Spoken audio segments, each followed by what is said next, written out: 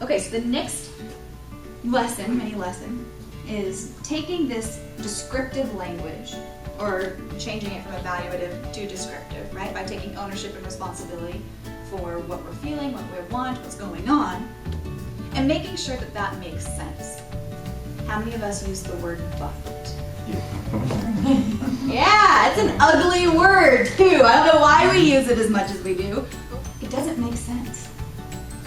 It typically doesn't make sense in the context of what we're using. How many of you have said this to your significant other?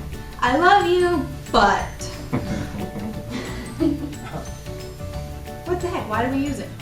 We're trying to do that sandwich method, right? Does it work? No! Darn it! We've probably been taught, if we want to hand out criticism, I don't like that word, criticism, that we do it in this compliment sandwich, right? What do people hear even still? But. They hear the but, and everything that you said that was positive, yep, is completely negated. I love you, but I think we should date other people. Isn't it also a defensive statement? Oh, it could be a defensive statement. I dropped the vase, but Right. yeah, I use it a lot for defense. Good.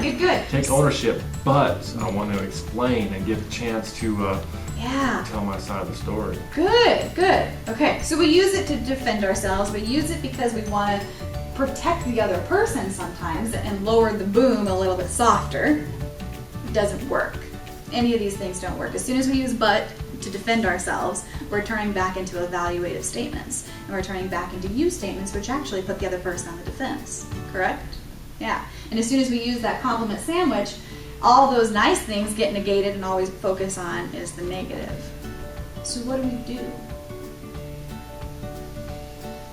Is there another word to describe but?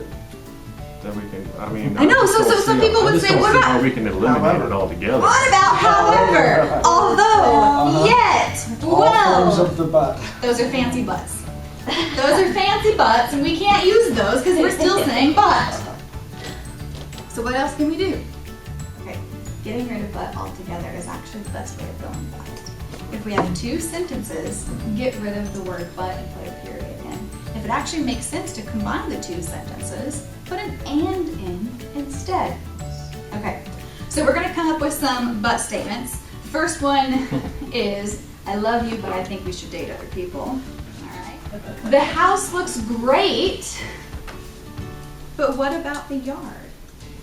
Dinner was delicious, but it was a little dry. You do great work for us, but we're going to have to let you go. Okay. Are you noticing number one, you statements going on in there? Yeah. Now, remember, in some situations we can't use you as a compliment, so it's okay if we're using it you as a compliment.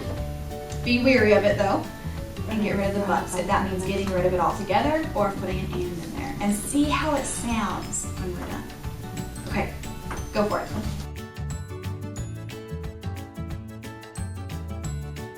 Okay, let's come back.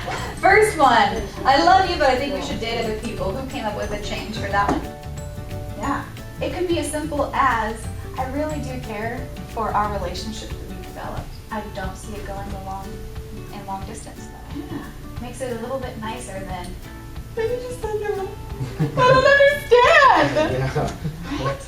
Good. Does it make more sense now? Yeah. Okay. Second statement.